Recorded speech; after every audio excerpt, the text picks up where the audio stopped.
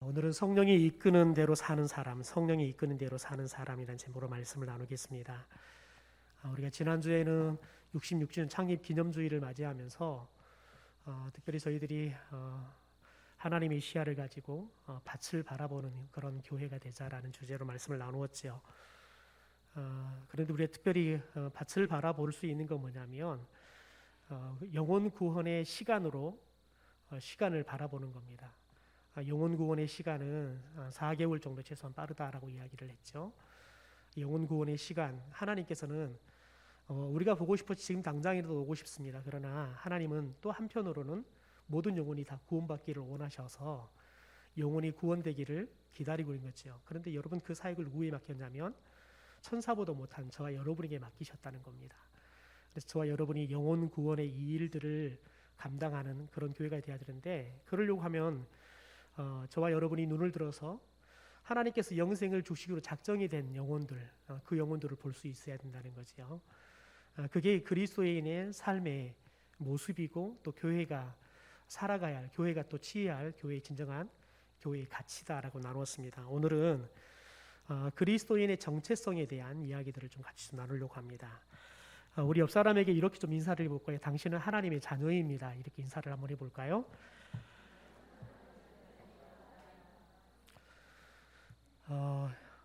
이게 오늘 설교 다입니다. 설교를 안 해도 됐습니다. 이것만 알면 오늘은 하나님께서 우리에게 전해주기 원하시는 말씀의 다입니다. 19세기에 유명한 전도자였던 존 일버 체프먼이라는 목사님이 계십니다. 그런데 이분이 대학 시절에 어떤 의구심이 있었냐면 구원의 확신에 대한 믿음이 없었다는 거예요. 복음을 들어서 구원에 대해서 알기는 아는데 본인이 구원에 대한 확신이 없더라는 거죠. 그래서 그때 당시에 유명한 설교자였던 D.L. 목사님과 상담을 요청해서 상담을 했습니다. D.L. 목사님께서 상담해 온 그에게 구원의 확신이 없다 그러니까 요한복음 5장 24절 말씀을 읽어보라고 말합니다. 우리 함께 같이 읽어볼까요? 같이 시작. 내가 진실로 진실로 너희에게 이르노니 내 말을 듣고 또 나를 보내신 이를 믿는 자는 영생을 얻었고 심판에 이르지 아니하나니 사망에서 생명으로 옮겼느니라. 아멘. 체프만이 D.L. 무디 목사님의 권면대로 이 요한복음 말씀을 읽고 나니까 무디 목사님이 체프만에게 질문합니다. 이 말씀을 믿습니까? 체프만이 그렇게 대답합니다. 네, 저는 믿습니다. 그러자 D.L. 무디 목사님이 그렇다면 당신에게 영생이 있다는 사실을 믿습니까? 당신에게 영생이 있다는 사실을 믿습니까? 여러분, 이 질문은 다른 말로 하면 당신은 구원의 확신이 있습니까? 라는 질문이에요. 그런데 체프만 목사님이 지금 D.L. 목사님을 온 건 뭐냐면 자신은 구원의 확신이 없어 찾아왔어요. 그런데 D.L. 목사님이 무디 목사님께서 이 말씀 한 구절 읽고는 묻는 거예요. 당신은 이 말씀 믿습니까? 믿는다고 그랬더니 그럼 당신에게 영생이 있는 것을 믿습니까? 질문하는 거예요. 뭐 거창하게 D.L. 목사님께서 무디 목사님께서 이렇게 설명을 좀 해주고 본인을 좀 이해시키고 그래서 구원에 대한 확신을 줄 알았는데 말씀을 읽게 하고 이 말씀을 믿습니까? 질문을 하는 거예요. 예, 믿습니다. 저는 말씀을 믿습니다. 단지 저는 구원의 확신이 좀 확실하지 않을 뿐입니다. 그랬더니 D.L. 무디 목사님이 그렇게 이야기를 하는 겁니다. 그럼 다시 한번 읽어보십시오. 다시 한번 요한복음 5장 24절 말씀을 읽으라는 거예요. 읽었던 거죠. 다시 읽고 나니까 당신은 이 말씀을 믿습니까? 똑같은 질문을 하는 거야. 아니, 제가 믿는다고 대답했지 않습니까? 그랬더니 그렇게 또 질문하는 거예요. 그러면 당신에게 영생이 있다는 사실도 믿습니까? 답답하지요. 이게 지금 확신이 안 들어와서 이야기를 하는데 뭐 다른 설명도 없고 다시 읽으라고 하더니 또 이 질문을 하는 겁니다. 그랬더니 D.L. 무디 목사님께서 이 체프만을 아주 호되게 야단을 치는 겁니다. 당신이 뭔데 하나님을 무시합니까? 하나님께서 믿는 자에게 영생이 있다라고 말씀하시면 있는 거지. 왜 당신이 있다 없다 당신이 그렇게 판단하냐는 거예요. 여러분, 이 가르침은 체프만 목사에게 굉장히 중요한 깨달음이 되게 되어집니다. 그래서 나중에 이 체프만 목사가 되어지는데, 체프만 목사가 이 기독교 역사 일에 굉장히 획기적인 실은 교회의 어떤 프로그램을 만들어냈는데, 그게 뭐냐면 부흥사경회를 만들어낸 사람이 체프만 목사입니다. 대부분이 그 전까지는 부흥회를 하는 거죠. 부흥회를 하면 주로 찬양하고 기도가 굉장히 많죠. 그래서 그런 성령의 역사들이 나타나고 이게 부흥회입니다. 그런데 체프만 목사는 말씀을 가르치는 말씀 중심의 부흥사경회를 최초로 시도한 사람이 이 체프만 목사입니다.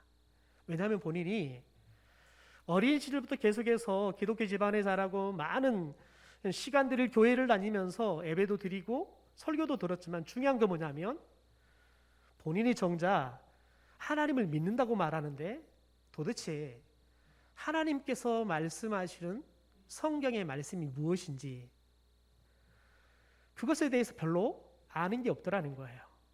하나님을 믿는다고 말하는데 정작 한 번만 질문하면 본인이 글쎄요 라고 대답할 수밖에 없는 하나님의 말씀에 대해서 너무 무지하더라는 거예요.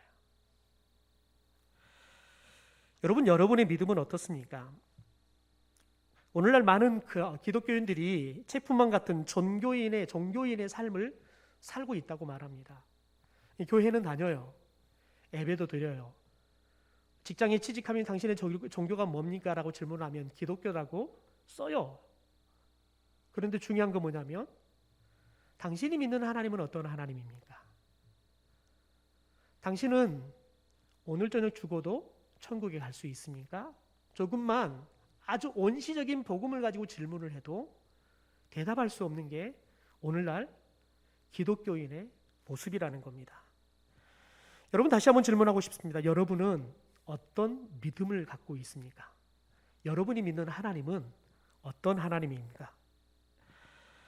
여러분, 저와 여러분이 하나님을 믿는다라고 말하는데 정작 저와 여러분이 살아가면서 삶 속에서는 저와 여러분의 삶의 핵심 가치가 되고 저와 여러분의 삶의 그런 살아가는 형태, 모습들은 말씀과는 상관없고 세상적인 가치관, 세상 사람들이 쫓는 돈을 쫓고 명예를 쫓고 더 나아가서는 세상 사람들처럼 사람들에게 무시당하지 않기 위해서 좀 더 나은 집, 좀 더 좋은 차를 타고 다니려고 하는, 그러니까 조금 더 그리스도인다운 가치관과 삶의 모습은 찾아볼 수가 없고 세상 사람들과 조금 더 구별되지 않는 모습으로 살아가고 있는 모습이 저와 여러분의 모습이 아니냐는 거예요.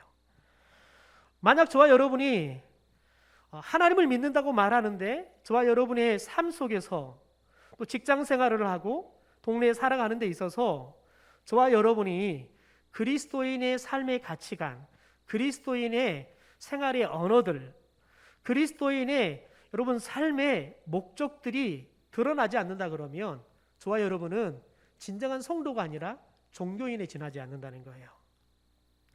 여러분, 예수님의 시대에도 이런 종교인들이 참 많았습니다. 그런데 아이러니하게도 예수님께서 이렇게 책망했던 종교인 중에 누가 나오냐면 사두개인이 나옵니다. 여러분, 사두개인은 누구보다 성경에 대해서 잘 아는 종교인 중에 한 부류입니다.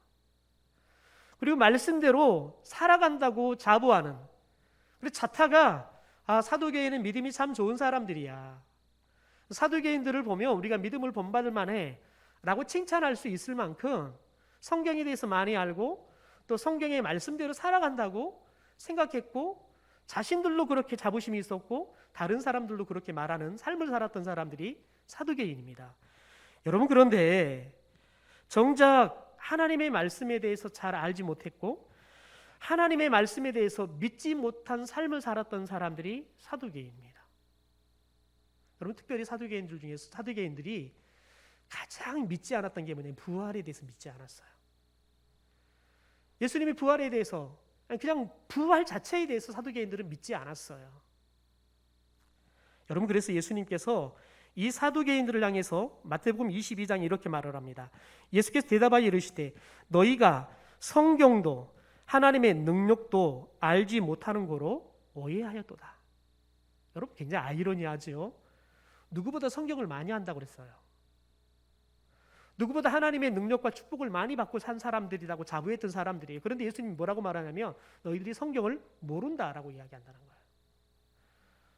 여러분, 성경을 우리들이 보는데 중요한 거 뭐냐면 성경을 나에게 필요한 말씀만, 내 관점에서 성경을 접근하고 내게 필요한 말씀만 믿는 거예요. 하나님이 말씀하시는 말씀을 믿는 게 아니라 내가 생각하기에 나에게 적당히 필요한 말씀만 골라서 믿는 사람들, 이 사람들이 사두개인이었다는 거지요. 여러분은 무엇을 어떻게 믿고 계십니까? 여러분께서는 예수님께서 여러분의 주인이시라는 그런 믿음의 고백이 있습니까? 어떠시나요? 예수님이 여러분의 주인이십니까? 그러면 여러분, 지난 한 주간 여러분의 삶 가운데 여러분의 주인이신 예수님의 음성을 여러분 얼마나 들었습니까? 여러분은 지난 한 주간 살면서 여러분의 주인이신 예수님이 내가 어떻게 살기를 원하는지 한 분이라도 물어보고 그분이 내가 어떻게 살기를 원한다고 여러분 그분의 주인의 뜻을 정확하게 캐치하고 여러분 그 뜻대로 여러분이 살았냐는 거예요. 저와 여러분이 아침에 눈을 떴는데 우리의 주인 되신 예수님이 오늘 너가 이거 했으면 좋겠고 너가 이렇게 살았으면 좋겠어. 어제 보니까 너가 이게 좀 부족하던데 오늘은 너가 좀 그런 모습, 그런 어린아이 같은 모습은 안 보이고 조금 너가 성숙한 모습으로 살았으면 좋겠어. 예수님은 끊임없이 우리에게 이야기합니다. 그런데 우리는 정작 아침에 눈을 떴는데 우리 주인이신 예수님께 내가 오늘 무엇을 하고 살아야 되는지, 주님 오늘 제가 어떤 일이 합니까? 조금도 묻지 않았다 그러면 여러분 우리들은 종교인이라는 거예요. 말만 저는 예수님이 저의 주인입니다 라고 말하는 사람들이지 진짜 예수님이 내 삶의 주인이 아니라는 거예요. 여러분 생각해 보십시오. 여러분이 사장인데 여러분이 고용한 직원이 아침에 출근을 하면 사장이 오늘은 이런 일을 할 거니까 당신은 이런 업무를 처리해 주십시오. 말도 짓지 않고 아침에 출근하면 자기 마음대로 가가지고 자기 하고 싶은 거 하고 있다 생각해 보십시오. 여러분 그러면 여러분은 어떻게 그 종업원이 생각하겠습니까? 여러분은 그 종업원을 계속해서 돈을 줘가면서 고용하겠습니까? 아니면 쫓아내버리겠습니까? 제가 매달 첫 일일이 되어지면 예배를 드리는 집사님이 계셨습니다. 근데 그분은 건축업을 하셨습니다. 그런데 한 번은 첫날이 되어서 예배를 드리러 갔는데 사무실 문을 열고 들어가려고 하는데 막 큰 소리가 나고 난리예요. 근데 가만히 들어보니까 사장이신 집사님께서 직원들에게 악을 쓰는 거예요. 지금 이대로 들어가서는 예배 드리자고 말할 그런 엄두가 나지 않을 만큼 정말 막 험한 소리를 하는 거예요. 막 쌍욕을 하면서 막 화를 내는 거예요. 차마 제가 집사님 예배 드리러 왔어요라고 문 열고 들어가기가 저도 이게 쉽지 않은 상황이에요. 그래서 차에 들어가서 직원들이 나올 때까지 기다렸어요. 한 30분을 기다리니까 직원들이 나와서 각자 이제 차를 몰고 일을 하러 가요. 그래서 제가 한 10분 후에 모른 척하고 들어갔어요. 아직도 집사님이 얼굴이 그냥 열이 나 계셔요. 그래서 제가 모른 척하고 그래서 집사님 오늘 무슨 일이 있으셨어요? 그랬더니 막 집사님이 이제 속에 있는 이야기를 하는 거예요. 토목 공사를 하는데 직원들한테 공사를 하라 그랬더니 도면대로 공사를 하는 게 아니라 자기 마음대로 공사를 해버린 거예요. 그러니 물이 내려가야 되는데 물길을 다 막아놓고 공사를 해놓은 거예요. 다시 공사를 다 해야 되는 거예요.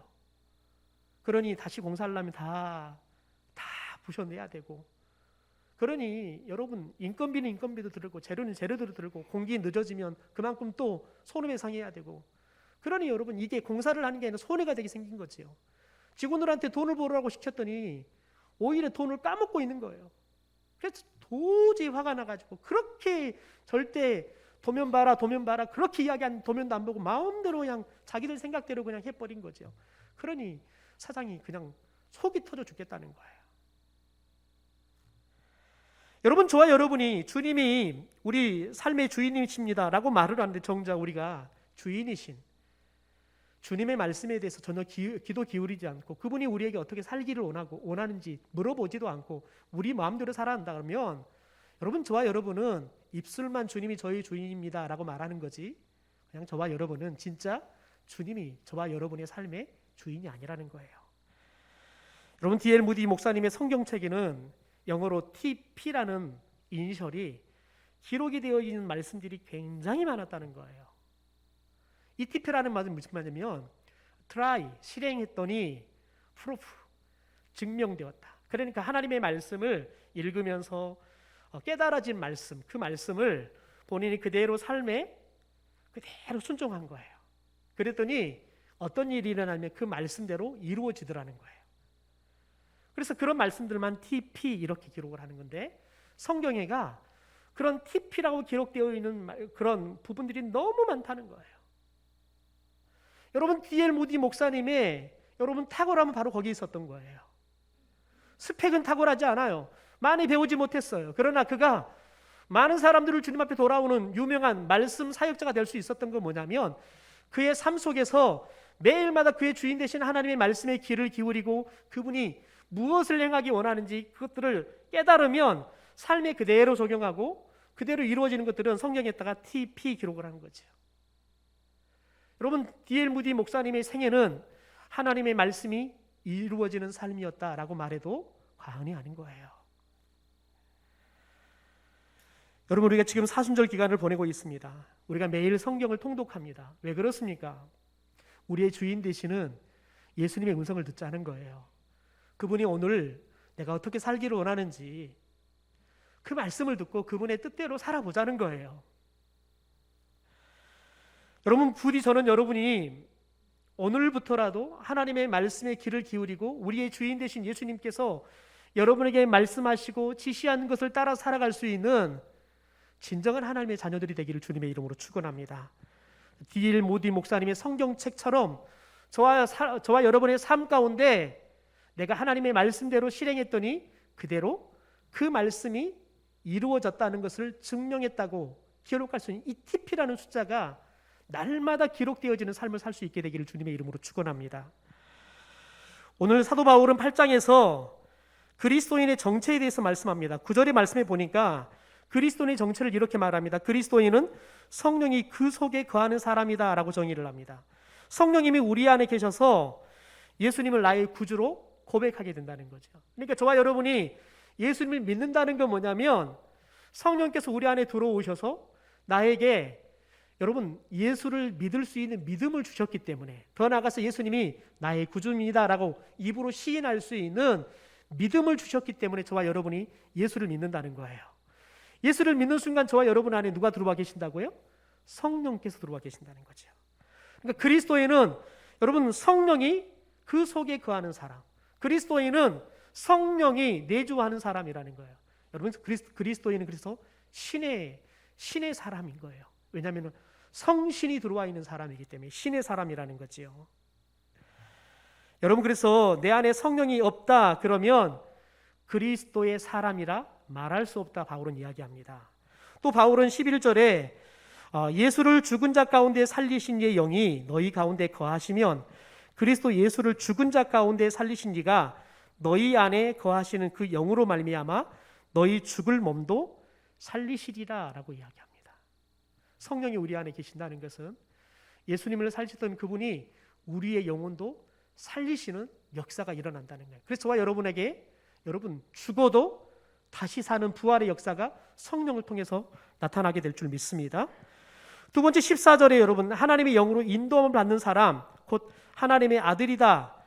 여러분, 그리스도인 정체에 대해서 우리 안에 내주해 계시는 하나님의 영, 성령의 인도함을 받는 사람, 성령의 이끄심을 받는 사람, 그게 그리스도인이라는 거예요. 우리가 예수님이 우리 주인이다라고 말하는 게 뭐냐면 성령이 우리의 삶의 주인이라는 거예요. 그래서 성령께서 우리가 이끄는 대로 살아가는 사람, 우리의 생각, 우리의 감정대로 살아가는 사람이 아니라 성령의 이끄심대로 살아가는 사람들이 바로 그리스도인이라는 거예요. 그런데 더 중요한 건 뭐냐면 하나님의 아들이라는 신분을 가진 사람이 바로 그리스도인이라는 거예요. 여러분, 그래서 우리가 하나님의 자녀입니다. 하나님의 자녀입니다. 이것을 잃어버리면 안 되는 거예요.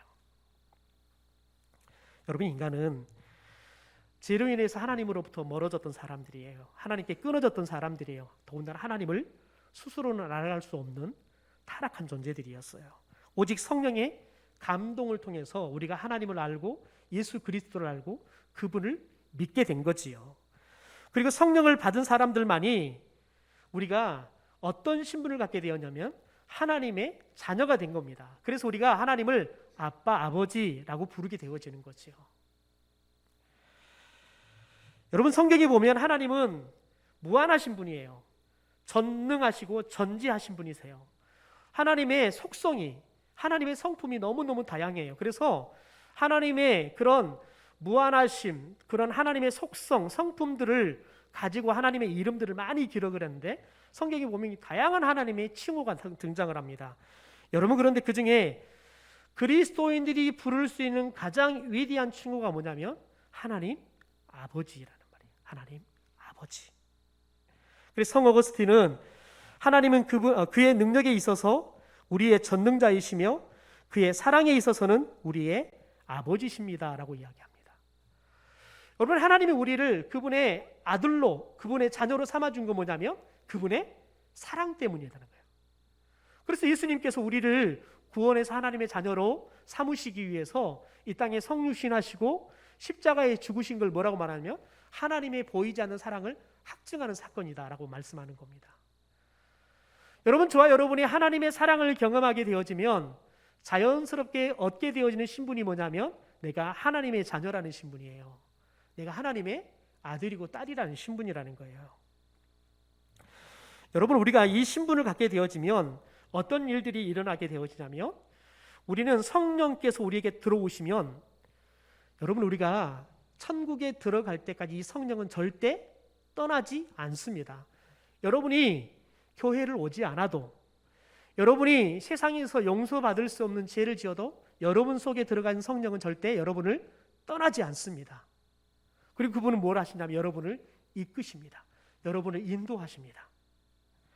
여러분, 그래서 우리가 어떤 상황 속에 있다 하더라도 우리는 성령과 함께하기 때문에 두려워할 일이 없다는 거예요. 그런데 문제는 뭐냐면 우리 연약해요. 미련해요. 그래서 우리가 하나님의 자녀라는 정체성을 종종 까먹어요. 여러분, 성경은 많은 믿음의 사람들의 좌절하는 그런 모습들을 여과 없이 우리에게 보여줍니다. 예수님의 제자들이 좌절하는 모습을 보십시오. 특별히 마가복음 14장에 보면 예수님께 사랑했던 특별히 제자들이 예수님과 함께 기도하러 갑니다. 예수님이 기도하러 가시면서 너희들 깨어서 기도해라 라고 요청하고 예수님이 따로 기도하러 가십니다. 그런데 여러분, 제자들이 무엇을 합니까? 우리 같이 한번 읽어볼까요? 시작. 돌아오사 제자들이 자는 것을 보시고 베드로에게 말씀하시되 시몬아, 자느냐? 네가 1시간도 깨어 있을 수 없더냐? 시험에 들지 않게 깨어 있어 기도하라. 마음에는 온이로되 육신이 약하도다.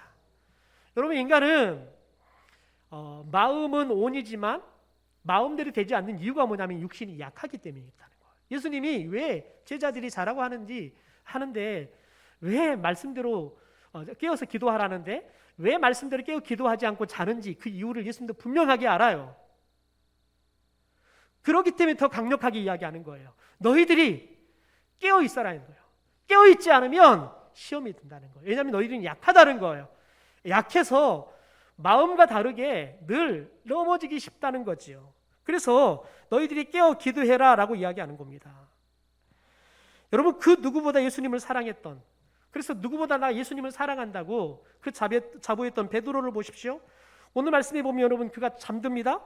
또 나중에 보면 예수님께서 너 닭 울기 전에 나를 3번 부인할 것이다 라고 말했을 때 큰 소리 칩니다. 다른 제자들이 다 도망가도 저는 절대 그러지 않을 겁니다. 여러분, 그런데 결국 그가 어떻게 됩니까? 하룻밤도 지나지 않아서 그가 예수님을 모른다 3번 부인하고 저주까지 했던 사람이 베드로입니다. 그런가 하면 여러분, 신약 성경에서 가장 영적 대가라고 말하는 바울을 보십시오. 바울이 여러분 죽을 때가 되었어요. 그런데 여러분, 그가 좌절을 합니다. 로마서 7장 21절 23절의 말씀을 현대어 성경으로 우리 좀 같이 한번 읽어볼까요? 같이 읽죠. 시작. 나 스스로는 늘 올바른 일을 원하나 어쩔 수 없이 잘못된 일을 해버리는 이것이 인생의 현실인 것 같습니다. 속으로 하나님의 뜻을 따라서 살고 싶어 하면서도 내 속 깊은 곳에 어떤 다른 것이 있어서 그것이 내 마음에 분란을 일으켜 나를 누르고 아직도 내 속에 도사리고 있는 죄의 노예로 만들어버립니다. 나는 마음으로는 늘 기쁨으로 하나님 섬기는 종이 되기를 원하면서도 실제로는 여전히 죄의 노예가 되어 있는 자신을 봅니다. 이제 여러분은 내 형편이 어떻다는 것을 아셨을 것입니다. 나는 얼마나 비참한 처지의 노인 인간입니까? 내가 이 죽을 수밖에 없는 노예 상태에서 나를 해방시켜 줄 것입니까? 여러분 보십시오. 바울이 고백하는 거, 그가 그 누구보다 영적인 거장이에요. 그래서 그의 삶을 다 내려놓고 전 세계를 돌아다니면서 예수님의 복음을 전하는 일들을 했어요. 여러분, 그런 바울이 고백하는 건 뭐냐면 본인이 마음에는 하나님이 원하는 일을 하고 싶다는 거예요. 그런데 정작 살아가는 모습을 보면 하나님이 원하는 게 아니라 제 욕망을 따라서 본인이 행하고 있다는 거예요. 여러분, 사도 바울은 죽을 때까지 본인 안에 있는 이런 보잘것없는 문제 가지고 싸우는 삶을 살다가 천국 갔다고요. 하물며 여러분, 저와 여러분은 어떻겠습니까? 그런 영적인 거장이었던, 전 생애를 그냥 예수님을 위해서 걸어버리고, 그래서 그가 편안한 잠자리, 편안한 먹거리를 다 포기해버리고 예수님을 위해 살았던 그런 여러분 바울이 평생 겪는 게 뭡니까? 마음 안에 끊임없이 선과 악의 싸움인 겁니다. 하나님의 뜻대로 살고 싶은데 그게 마음대로 되지 않아서 너무너무 괴로워서 내가 죽게 생겼다는 거예요. 도대체 이런 나를 누가 구원해 주겠습니까? 라고 고백할 정도로 괴로워하는 바울의 모습을 봅니다. 왜냐하면 바울은 여러분 율법으로는 흠이 없는 바리새인 중에 바리새인이었어요. 그러니까 여러분 본인이 예수님의 말씀대로 살지 못하는 것들에 대한 괴로움이 누구보다 확실히 컸다는 거지요. 여러분, 저와 여러분이 예수를 믿고 살아가면서 우리는 이런 좌절을 겪지 않는 사람들이 되기를 주님의 이름으로 축원합니다. 그러려면 우리에게 뭐가 필요할까요? 다름 아니라 성령을 통해서 우리가 이런 사단의 유혹에 승리하며 살아가는 겁니다. 앞에서 바울은 자신의 좌절한 모습을 말씀했습니다. 그런데 로마서 7장 25절에 이 좌절에서 벗어날 수 있는 비결에 대해서 이렇게 말합니다. 하나님께 감사드립니다. 우리 주 예수 그리스도께서 나를 해방시켜 주셨습니다. 그분이 나를 해방시켜 주셨습니다. 여러분, 바울은 이 말씀 속에서 뭐라고 말하냐면 하나님께 감사할 수 있다는 거예요. 왜냐하면 본인이 지금 이렇게 하나님의 뜻을 따라 살고 싶은데 그러지 못해서 너무 괴로웠는데 이 상황으로부터 누가 나를 해방시켜 주셨냐? 예수님이 해방시켜 주셨다는 거예요. 어떻게 해요? 8장 1절과 2절의 말씀을 함께 같이 읽어볼까요? 시작. 그러므로 이제 그리스도 예수 안에 있는 자에게는 결코 정죄함이 없나니 이는 그리스도 예수 안에 있는 생명의 성령의 법이 죄와 사망의 법에서 너를 해방하였습니다. 여러분, 예수님 안에 용서와 구원하는 법이 있다는 거예요. 생명의 법이 있다는 거예요. 그게 뭐예요? 복음입니다. 복음. 그리고 우리로 하여금 이 복음을 믿게 하시는 분, 그분이 누구입니까? 성령이시라는 거예요. 그래서 생명의 성령의 법이라고 말하는 겁니다. 여러분, 예수님께서는 저와 여러분을 죄와 사망으로부터 우리를 구원하시는데, 여러분, 예수님은 구원해 놓고 우리를 정죄하지 않아요. 너 그럴 줄 알았어. 그렇게 이야기하지 않아요. 예수님은 우리를 여러분 죄로부터 건져주고 난 다음에 우리의 죄에 대해서 묻지 않아요. 그냥 용서해 주세요. 묻지 않고 너가 왜 그런 죄 지었니? 따지지 않고 그분은 용서해 주신다고요. 다시 말해 정죄하지 않는다는 거예요. 더 나아가서는 여러분은 우리 안에 그 성령이 들어오시면 이제는 성령이 우리가 하나님의 뜻을 따라 살아가도록 우리를 이끌어 주시기 때문에 우리가 성령과 함께 살아가면, 성령이 이끄시는 대로 살아가면 저와 여러분이 죄로부터 완전하게 자유로워지는 삶을 살게 될 줄 믿습니다. 오늘 본문이 바로 그런 진리를 우리에게 가르쳐주고 있습니다. 우리 13절의 말씀을 현대어 성경으로 다시 한번 읽어보겠습니다. 시작.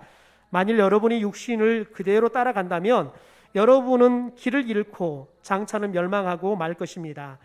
그러나 성령의 능력으로 육신의 악한 행동을 깨트려 버린다면 여러분은 살게 될 것입니다. 여러분, 이 말씀 가운데 중요한 게 있어요. 성령의 능력으로 우리 육신의 악한 행동을 깨트려 버린다는 거예요. 여러분 우리들이 말씀을 들을 때는 이렇게 그렇게 생각할 수 있어요. 아, 내가 오늘은 집에 돌아가면 진짜 성경을 읽어봐야지. 그래서 이번 사순절은 신약 성경이라도 한번 다 읽어야지. 여러분 그런데 내일 아침이 되면 도루묵이에요. 보면 이렇게 예배 들어오시는데 보면은 잠가 사투하신 분들이 몇 분 계셔요. 어떻게 안 잡으려고. 근데 그분들이 제 경험상은 그래요. 내가 다음 주는 절대 안 잡아야지. 심지어 오면서 내가 오늘은 어떻게 하든지 잠을 자지 말아야 봐야지. 여러분 그런데 예배 드려보면 여러분 그 결심이 아무런 의미가 없어요. 그냥 나도 모르게 자고 있어요. 잠은 자지 말아야지 그러면서 자고 있어요. 여러분 그런데 성령이 찾아오시면 우리가 결심하지 않아도 이루어질 줄 믿습니다. 여러분 바울은 갈라디아서 5장 말씀에 우리가 성령의 능력으로 깨트려 버릴 육신의 이 악한 행동을 이렇게 소개합니다. 좀 길지만 제가 읽어드리겠습니다. 여러분이 본성이 시키는 대로 육체의 욕망에 따라 살면 여러분의 생활은 다음과 같은 결과를 가져옵니다. 곧 더러운 생각, 육신의 쾌락을 찾는 마음, 우상 숭배, 마술, 헐뜯음과 싸움, 질투와 분노, 언제나 자기 이익을 추구하는 일, 불평과 비판적인 태도, 자기의 작은 당파 외에는 모든 나쁜 것으로 인정하는 배타주의와 거기서 나오는 잘못된 교설, 시기, 살인, 술주정, 흥청대며 먹고 사는 것 따위입니다. 전에도 말했지만 한 번 더 당부합니다. 누구든지 이런 생활을 하는 사람은 하나님 나라를 물려받을 수 없습니다. 여러분 이 말에 잘 귀를 기울여야 돼요. 저와 여러분이 예수 믿는다고 내가 예수 믿고 구원받았다고 말하는 것, 여러분 더 중요한 거 뭐예요? 우리가 성령의 이끄심을 따라 살아가는 거예요. 그래서 저와 여러분이 지금까지 여러분 못된 행동들, 시기하고 질투하고 비방하고 했던 것들을 다 버려야 되는 거예요. 그런 것들이 고스란히 남아 있으면서 내가 하나님의 나라의 상속자라고 누구도 말할 수 없다는 거예요. 여러분 대선이 끝나고 나니까 많은 사람들이 그렇게 이야기해요. 텔레비전을 안 켠대요. 뉴스를 안 본대요. 그러면서 다 이야기하는 게 뭐냐면 그냥 누구 남 탓하고 있는 거예요. 누구 때문에 누가 했으면 됐을 건데. 여러분 오늘 말씀에 보면 그거예요. 자기의 작은 당파 외에는 모든 나쁜 것으로 인정하는 배타주의. 여러분 우리가 끝나고 나면 깨끗하게 승복하는 거, 그게 진정한 그리스도인이에요. 여러분 그 어느 때보다 기도가 더 필요해요. 그 어느 때보다 하나님의 지혜가 여러분 대통령에게 앞으로 차기 정권을 맡을 유정자들에게 기름 부어줘야 돼요. 왜냐하면 국내적으로 국외적으로도 가장 심각한 상황이에요. 더 나아가서는 여러분 그러잖아요. 우리가 대통령을 뽑아놨지만 대통령에 대한 신뢰를 가지고 뽑지는 않았어요. 정권을 교체한다는 여러분 그 이유 때문에 뽑았단 말이지요. 그 누구보다 어떤 후보다 이번에 나온 14명의 후보 중에서 가장 신뢰할 수 없는 후보예요. 여러분 그런데 중요한 건 뭐냐면 맡겼다는 거예요. 그러면 우리가 기도해야 돼요. 더 나아가서는 우리가 할 수 있는 걸 해야 돼요. 더 좋은 대통령이 되도록. 더 이상 여러분 대통령 임기가 끝나면 여러분 교도소에 들어가는 그런 대통령이 나오는 게 아니라 우리가 처음 시작할 때는 믿음지 않은 사람, 늘 불안하지만 그런데 대통령 5년 임기를 마치고 나면 우리 모두가 참 잘했다.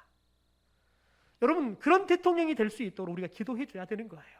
더 나아가서 여러분 당파를 짓기보다는 우리들이 어떻게 하면 저 사람이 무당들 그런 주술자들한테 의지하지 않고 나를 잘 다스리는 사람이 될 건가. 더 여러분 우리들이 눈을 부릅뜨고 여러분 우리들이 잘 봐야 되겠지요.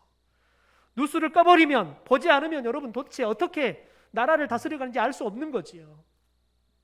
여러분 그런데 그게 여러분 우리들이 깨트릴 악한 행동이라고 말하는 거예요.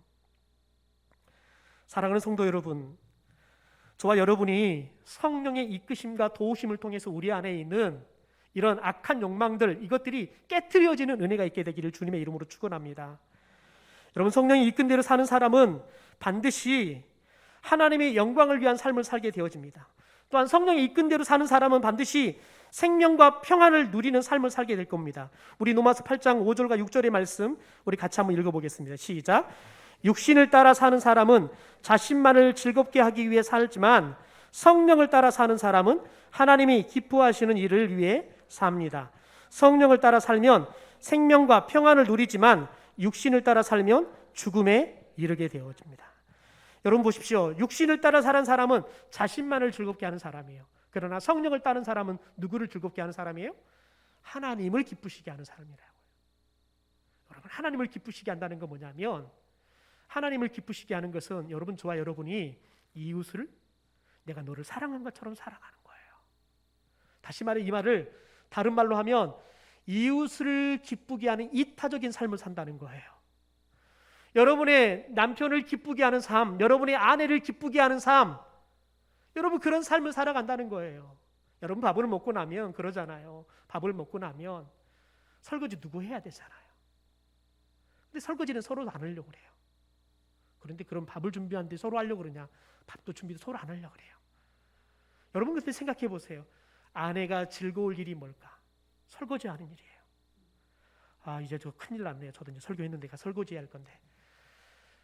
여러분, 그리스도인이라면 성령의 이끄심을 따라 살아가는 사람이라고는 늘 끊임없이 뭘 고민해야 돼요? 저 사람이 어떻게 하면 기쁘게, 저 사람은 어떻게 하면 기쁘게 할 수 있을까?